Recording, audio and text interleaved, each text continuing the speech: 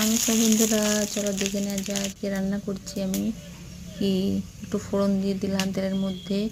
আমি সমস্ত রকম সবজি কেটে রেখেছি, বিনস, গাজর, কাঁচা কলা আর বেগুন দিয়ে আমি এটা একটা সবজি করবো।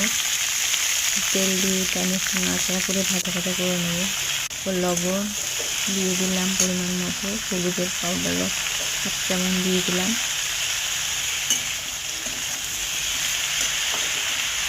ভালো করে নাড়াচাড়া করে ঢেকে দিলাম। এখানে আমি একটা পেস্ট তৈরি করে রেখেছি, সরষের পাউডার, লবণ, হলুদ, অল্প পরিমাণ চিনি দিয়ে কিছুক্ষণের জন্য এটা আমি পাউডারটা রেডি করে রেখেছি। এবারে দেখবো আমার সবজিটা একটু ভাজা ভাজা হয়ে গেছে, তারপর আমি এই মশলাটা রেডি করে রেখেছি এর মধ্যে দিয়ে দেবো।